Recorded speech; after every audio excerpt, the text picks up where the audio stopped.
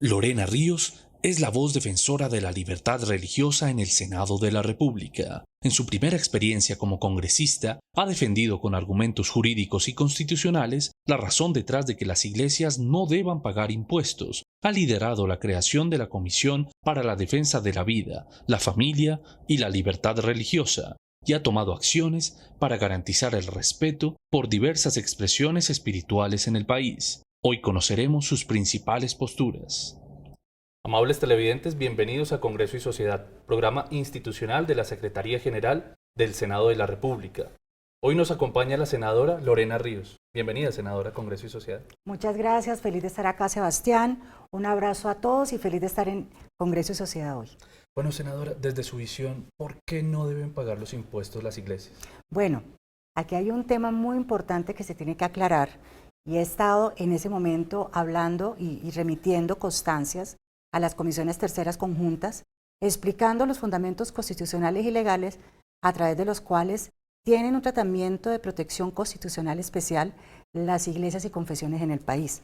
De lo que he visto, que se ha propuesto, se ha visto en Twitter y en otros espacios, es que se busca que las iglesias sean gravadas con impuestos dentro de todo este proceso de la reforma tributaria. ¿Cuál es mi llamado? Que se haga un análisis muy concienzudo del soporte constitucional y legal, porque están mezclando todos los temas en una sola bolsita, confundiendo peras con manzanas. ¿En qué sentido? Cuando en Colombia una entidad religiosa, denomínese iglesia, confesión o denominación, obtiene personería jurídica por parte del Estado, que se llama personería jurídica de tipo especial, esas entidades ante la DIAN obtienen un registro único tributario que les da la actividad exclusiva del lugar de culto, actividades de iglesia. ¿Qué es lo que sucede? Esas solas reconocimientos les da un tratamiento que está amparado, no solo por tratados internacionales, en este caso el Concordato Católico, que está protegido o está adoptado por el gobierno de Colombia desde el año 74 con la ley 20, sino también la ley estatutaria 133 de 1994, que regula el artículo 19 de la Carta Política del 91, que establece la libertad religiosa y de cultos. Estas entidades religiosas con personería jurídica especial, por tanto, tienen una protección constitucional que las hace distintas. ¿Qué sucede? Están diciendo que las fundaciones, las corporaciones, todas las acciones que hacen las entidades tienen que ser grabadas, pues ya están grabadas, porque una fundación, corporación, asociación en el país tiene reconocimiento como una entidad sin ánimo de lucro que tiene un régimen especial, son entidades de derecho privado que están declarando renta y son responsables tributarios. Ese es el primer punto que se tiene que aclarar, que yo no puedo mezclar todo con todo, confundir las fundaciones de las iglesias con la estructura misma jurídica de lo que es una entidad religiosa en el país. Y ese ha sido mi clamor ante las comisiones conjuntas. Les he hecho todo el fundamento constitucional y legal de que las entidades religiosas, iglesias, confesiones y denominaciones, que así es la categorización legal y constitucional reconocida, no pueden ser desconocidas de un tratamiento especial, y por eso en el artículo 23 del Estatuto Tributario tienen un tratamiento diferenciado. Hay otro debate allí. ¿Qué es lo que pasa con esas sumas de dinero que llegan a las iglesias? Muchas de las iglesias, y la mayoría, ni siquiera muchas, todas, invierten en la obra social de sus comunidades. No están diciéndolo los cuatro vientos, están acompañando en una transformación de tejido social, porque es la esencia misma que tienen estas comunidades, estas entidades religiosas.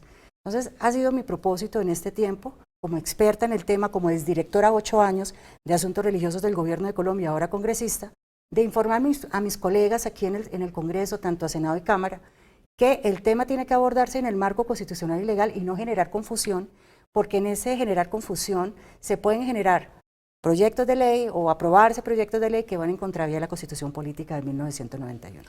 Senadora, ¿y qué motivos hacen que varios sectores sociales estén totalmente de acuerdo en gravar a las iglesias?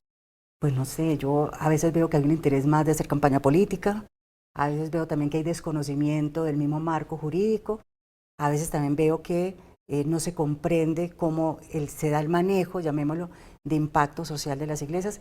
También desafortunadamente en algunos casos esporádicos ha habido también malos ejemplos, entonces todo eso como que se mezcla, pero eso es importante. Somos un Congreso que se renovó casi en un 60%, hay llamémoslo, la pluralidad de conceptos también.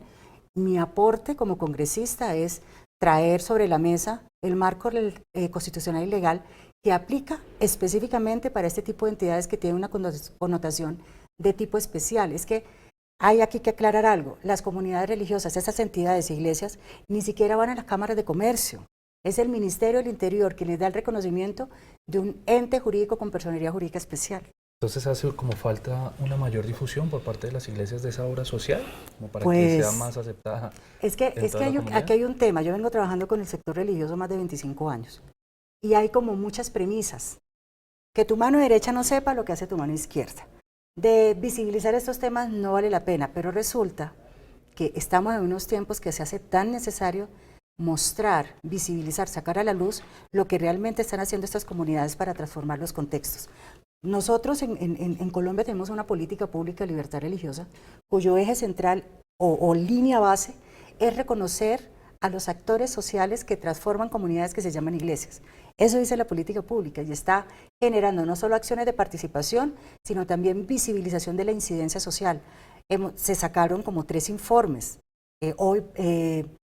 Hoy tenemos como 3, 4 informes en Colombia.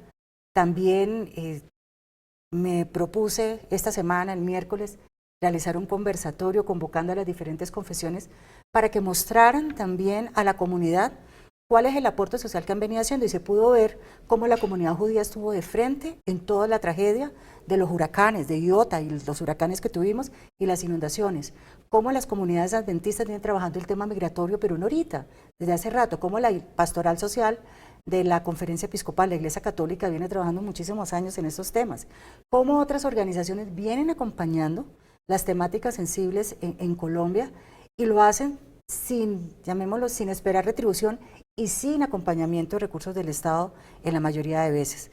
Por eso me llamaba la atención en lo que hablaban en estos entrega de aportes o presentación de sus aportes sociales en las comunidades, cómo manifestaban que pues los gobernadores y alcaldes los reciben con los brazos abiertos. Pues que no, si llevo silla de ruedas, si llevo mercados, si llevo frazadas, si llevo carpas, si llevo elementos que es muy difícilmente el Estado los puede suplir, e incluso los lleva donde el Estado no llega, pues por favor, cualquier alcalde o gobernador los va a recibir con mucho aprecio. Claro que sí. Senadora, usted celebró un conversatorio el pasado miércoles que se llamaba Acción y Aporte Social de las Entidades y Organizaciones del Sector Religioso. ¿Qué conclusiones le dejó ese conversatorio? Bueno, conclusiones, que el sector religioso viene aportando muchísimo a la sociedad, muchísimo a la construcción del tejido social, muchísimo incluso a la economía colombiana. Y nos permitió también continuar con unas apuestas, y será parte de la apuesta legislativa, que tenemos que impulsar junto con el Ministerio del Interior, que es el responsable de esta temática en el gobierno de Colombia, de lograr generar esa cuantificación socioeconómica desde ese aporte social que vienen desarrollando las comunidades religiosas. Ya hubo un intento que realizó el DANE con una cuenta satélite de entidades sin ánimo de lucro, en donde incluían también a las entidades religiosas, y era más del 4.5% de aporte al PIB. O sea, son unos temas que se vuelve un reto también en poder cuantificar, pues en la medida que lo permitan las comunidades religiosas, porque es otra dinámica, en la medida que nos lo permitan, poder cuantificar todo ese aporte que vienen haciendo. Y hubo algo clave que me llamó la atención en todo este proceso. La mayoría de programas, la mayoría de proyectos que están haciendo en territorio van muy ligados a políticas públicas territoriales, políticas de infancia, políticas de educación, políticas de mujer, políticas incluso migratorias. Entonces, hay un gran aliado y socio estratégico que llaman iglesias y confesiones en el país. Y que además el evento contó con la participación de muchos sectores de diferentes religiones, ¿no? 17 participantes, Sebastián. La Iglesia Católica, la Iglesia Cristiana, la comunidad judía, la comunidad musulmana, la comunidad de Scientology. Estuvo también grupos sociales como World Vision, Compassion International, estuvo Samaritan Sports, estuvo también CREAS, que es otra entidad que ha analizado el desarrollo sostenible desde el sector religioso. Estuvimos de verdad con una variedad envidiable, y ojalá ustedes, sé que hubo un acompañamiento por parte del Canal Congreso, puedan escuchar, y las conclusiones de la relatoría pues también serán publicadas para que ustedes también conozcan esa información. Importante consolidar una macrovisión más plural. Senadora, Hay una polémica en torno al oratorio del aeropuerto El Dorado. ¿Usted qué considera? ¿Por qué se da esta polémica? ¿Se deben abrir otros espacios para expresiones religiosas o se debe todo integrar dentro de un mismo espacio? ¿Qué opina usted? Bueno, yo les digo que tan pronto tuve conocimiento de lo que estaba sucediendo en el oratorio o con el oratorio del aeropuerto El Dorado, lo primero que hice fue comunicarme con el director de Asuntos Religiosos del Ministerio del Interior y me dijo, no teníamos conocimiento de que se hubiera hecho un trámite o un proceso previo. Me comunico también con la Conferencia Episcopal, quien me informa, en este caso la diócesis de Fontibón, me informan que ellos pues también estaban preocupados porque existía un contrato de comodato que se había firmado en el año 2012, que tenía una vigencia hasta el año 2037, que se termina de manera unilateral. Por esa razón, para tener una mayor claridad de los hechos y también el fundamento o el contexto jurídico, solicité el día 2 de septiembre tanto a la Secretaría de Gobierno como a OPAIN unos cuestionarios puntuales preguntando cuál fue el fundamento, si hubo mesas de concertación, si hubo unos acuerdos en los temas, porque si bien es importante tener espacios neutrales para tener llamémosle el espacio espiritual neutral, también es cierto que si ya existía un proceso en curso, yo no puedo unilateralmente, arbitrariamente, terminar, porque estaríamos ahí en una potencial vulneración del derecho de libertad religiosa. Y ahí sí la preocupación que se respete la libertad religiosa. Soy una garante de la libertad religiosa, soy la mayor defensora de que se cumpla ese respeto de la pluralidad, pero también respetándonos nosotros. Es ahí donde yo estoy colocándole el grupo porque hay que mirar cómo fue el proceso para que se generara el cierre del oratorio, llamémoslo, más allá, la terminación del convenio de comodato.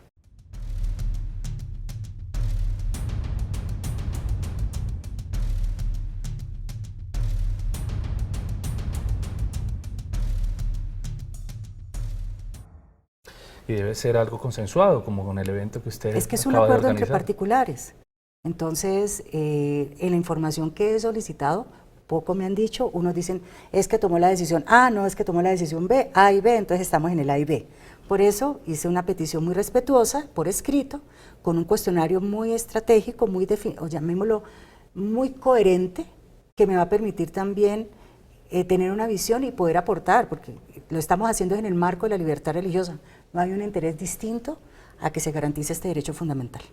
Hablando de libertad religiosa, senadora, ¿qué opinión le merece toda esta persecución política que se da en países de Centroamérica y en el mundo árabe acerca y a propósito de comunidades religiosas que expresan su voz en contra de la política? Bueno, preocupante, preocupante, y creo que también es un llamado a la unidad de las confesiones y comunidades y también un llamado a los estados a través de sus ramas ejecutivas y legislativas, en específico la judicial no tanto, pero sí ejecutiva y legislativa, en tener mucha claridad de qué es el fenómeno religioso.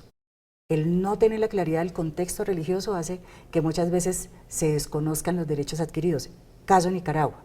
En Nicaragua, bueno, en este mes, el mes anterior, tuvimos a un ministro de culto, al líder católico, primero preso en su capilla y después con prisión domiciliaria, bueno, con una cantidad de situaciones, y con la preocupación o con el agravante que estos líderes religiosos, como promotores de la dignidad humana, han venido pues promoviendo derechos humanos y han venido acompañando, llamémoslo, a la población que ha visto una disminución en el ejercicio de sus derechos. Entonces creo que sí es un llamado también a los estados a comprender muy bien el marco de la libertad religiosa, a comprender también los límites y a las comunidades religiosas a estar muy organizadas y muy unidas, porque por ejemplo en los países musulmanes, cuando están aquí en Colombia, yo recuerdo como directora de asuntos religiosos pasaba algo allá y la pobre mezquita del 80 con el sheikh, era el sheikh Tayel, siempre le rompían las ventanales o le tiraban tinta y le rompían las ventanas como una nota de protesta y él decía, pero lo que está pasando allá, ¿cómo estamos acá nosotros? Llamémoslo No relacionados, ver, sí. exacto, pero como a ese desconocimiento, creo que falta mucha educación y cultura de carácter religioso en el país y en los países, mucha formación en esta área y mucho reconocimiento de este diálogo intercultural e interreligioso que es necesario en todos los países. Y para establecer ese diálogo, usted quiere crear la Comisión para la Defensa de la Vida, la Familia y la Libertad Religiosa. Explíquenos en qué consiste Bueno, esa comisión. somos 60 congresistas, no solo yo. Somos 60 congresistas, casi la mitad senadores y la otra mitad representantes a la Cámara, que tenemos unos puntos en común que nos identifican. protegemos la vida, sabemos el valor importante de la familia y además sabemos la importancia de garantizar la libertad religiosa en el país. El día 6 de septiembre se radicó una proposición ante plenaria del Senado, firmada por los 60 congresistas, solicitando la creación de una comisión accidental para la defensa de la vida, la familia y la libertad religiosa. Es una comisión multipartidista. Está el Centro Democrático, conservadores, liberales, la U, Cambio Radical, incluso la Alianza Verde, Colombia Justa Libres. Y nuestro propósito no es un propósito reactivo, sino propositivo. Poder acompañar con propuestas viables todos los proyectos de ley, incluso programas y acciones que vayan en pos de proteger la vida, la familia y la libertad religiosa. Estamos allí, de verdad, los congresistas tenemos muchas fortalezas. Unos son expertos en temas de proyectos, otros son expertos en tema vida. Yo soy experta en libertad religiosa. Nos hemos unido varios congresistas como con esos intereses comunes y bueno, esperemos que esta comisión accidental sea aprobada y además tenga un papel fundamental en este Congreso. Bueno, ya tienen mayorías, yo 60, creo que se va a aprobar. Senadora, pues muchas gracias por su presencia aquí en Congreso y Sociedad. Es importante abrir estos espacios para la pluralidad religiosa. Por ejemplo, aquí dentro del mismo Congreso de la República tenemos 2 espacios para los católicos y para los cristianos. Esperamos que en un futuro pues haya muchos más. No, me llamó la atención porque a propósito del oratorio, que es un espacio solo un espacio, en el Aeropuerto El Dorado, aquí en el Congreso de la República hay 2 espacios. Hay un oratorio católico y un oratorio cristiano, entonces me llamó la atención, no riñen, están uno al frente del otro y se garantiza también pues el respeto de sus propios ritos y los propios simbología y los propios elementos de identidad propia de las confesiones religiosas. Entonces también enhorabuena para mi Congreso, aquí con la parte institucional del Congreso, porque me llamó esa gran sorpresa. Bueno, senadora, muchísimas gracias. Esperamos tenerla aquí de vuelta próximamente. No, gracias a ti, Sebastián, y a todos, pues aquí dispuestos desde el Congreso y también atentos a poder aclarar estos temas, a mis colegas también y a la ciudadanía en general, atentos en poder aclarar estos temas que son muy necesarios para poder también estar en una cultura de paz y convivencia en el país. Bueno, vamos a algunos mensajes institucionales y ya regresamos aquí a Congreso y Sociedad.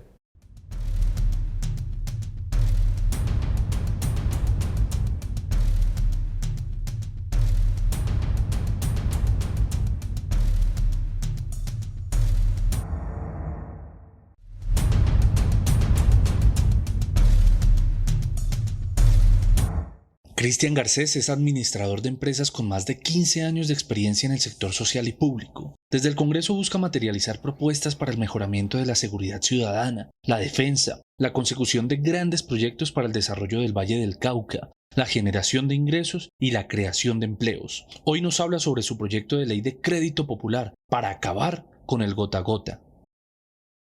Amables televidentes, bienvenidos a Congreso y Sociedad, programa institucional de la Secretaría General del Senado de la República. Hoy nos acompaña el representante Cristian Garcés. Bienvenido, representante del Congreso y Sociedad. Muchas gracias, Sebastián, por invitarme al programa. Siempre atento a que nos comuniquemos con todos los colombianos. Bueno, representante, ¿cómo acabar de raíz el problema de los gota a gota en Colombia? Tenemos que volver resultados, algo que todos los candidatos a Cámara y Senado y los candidatos a la presidencia de la República hablaron en campaña.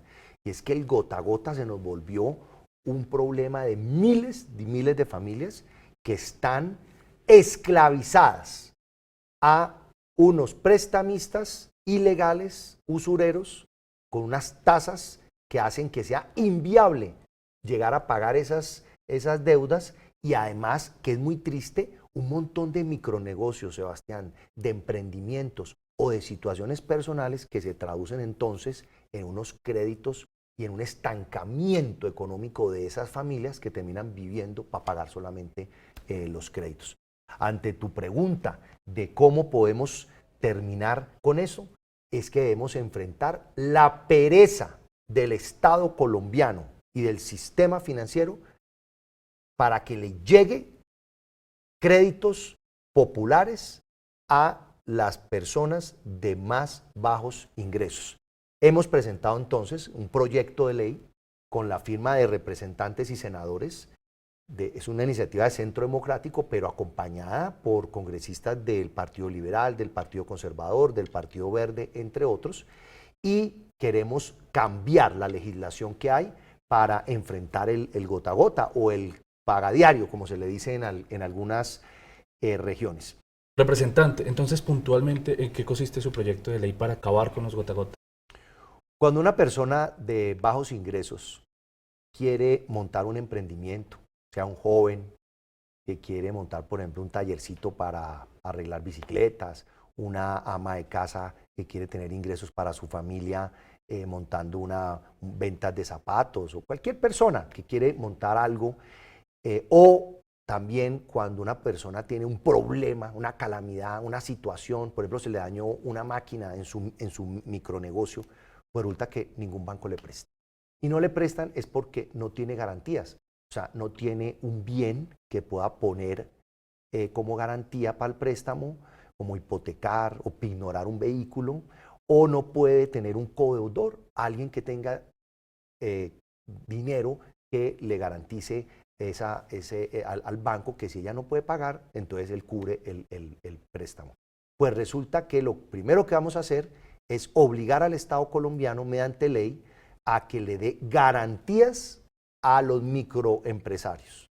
¿Cómo? Pues tenemos el Fondo Nacional de Garantías. Recuerden que cuando hubo la pandemia, el gobierno sacó el programa donde se cubría hasta el 90% del riesgo a los bancos de los créditos que se le hacían a las empresas. Pues estamos proponiendo que se vuelva una política para los micronegocios. O sea, una persona que no tiene garantías va al banco y el Estado colombiano le cubre el 90% del crédito, el riesgo, o sea que el banco solamente va a arriesgar un 10% de la plata que le va a prestar. Entonces le prestan toda la plata a esa persona y sobre todo ese es el primer crédito. Cuando la persona tiene un primer crédito, ya después empieza a tener una historia crediticia y con esa historia de buen pago del crédito, sacándolo del gota a gota, porque ya no va a pagar intereses del 10, del 20, del 30% mensual, sino que va a pagar tasas del 2, del 3%, pues entonces va a poder tener ya un futuro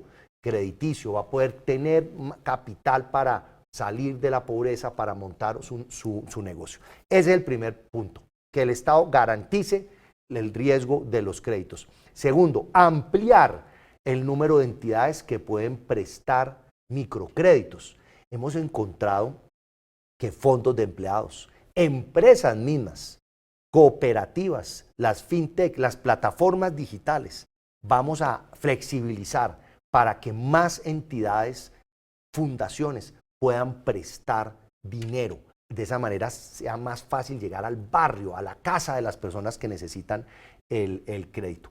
Y lo otro muy importante es que el gobierno, el Estado colombiano, tiene recursos en entidades como Bancoldex, que ofrece dineros que pone a través del sistema financiero para préstamos.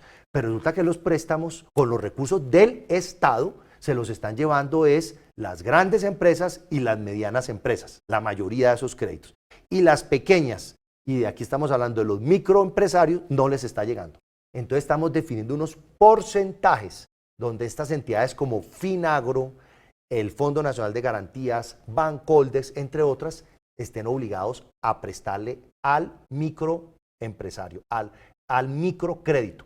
Y de esa manera los congresistas y los colombianos vamos a poder exigir resultados en créditos para la base de la pirámide, para la mayoría de los colombianos, porque aquí más de la mitad de los colombianos son pobres. A ellos es que hay que llegarles con el crédito para que monten sus iniciativas, porque no todos van a poder trabajar en una empresa creada.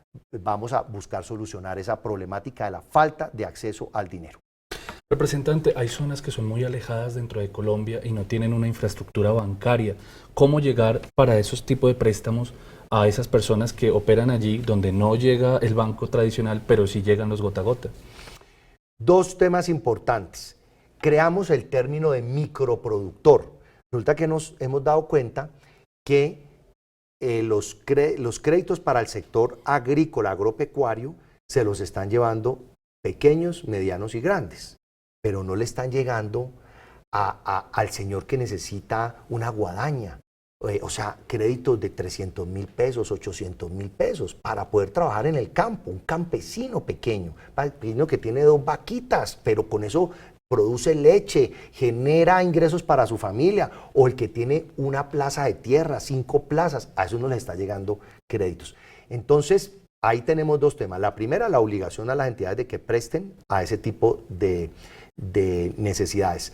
Dos, las plataformas digitales las vamos a fortalecer para que desde allá se puedan conectar.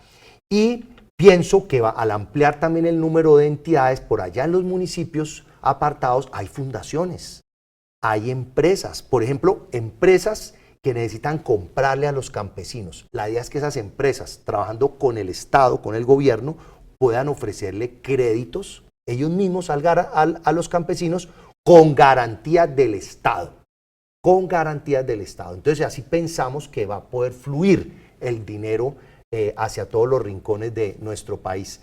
No queremos ver muertos por el gota a gota, no queremos ver familias angustiadas, tenemos que sacarlos de ese gota a gota, que reciban el dinero, paguen el gota a gota y empiecen a pagar unos créditos de unas tasas razonables, que es lo que hoy no está sucediendo.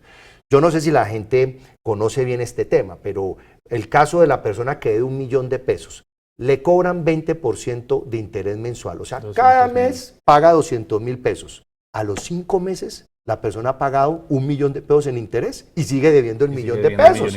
Eso tenemos que acabarlo.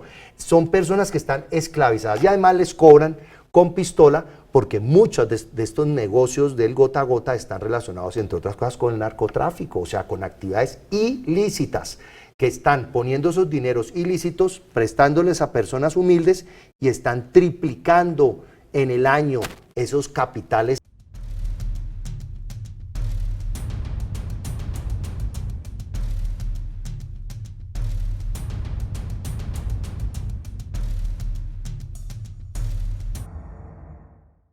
Representante, hablando de las soluciones fintech que permiten otorgar estos créditos digitales, ¿cómo lograr que primero tengan como una gran expansión hacia el campo, que lleguen a cualquier zona rural y segundo que no se transformen en unos gota a gota digitales? Porque hay muchas personas que se han quejado, muchos ciudadanos han manifestado que cuando sacan un crédito de estos se transforma en una extorsión digital y pues no quieren que se repita ese proceso.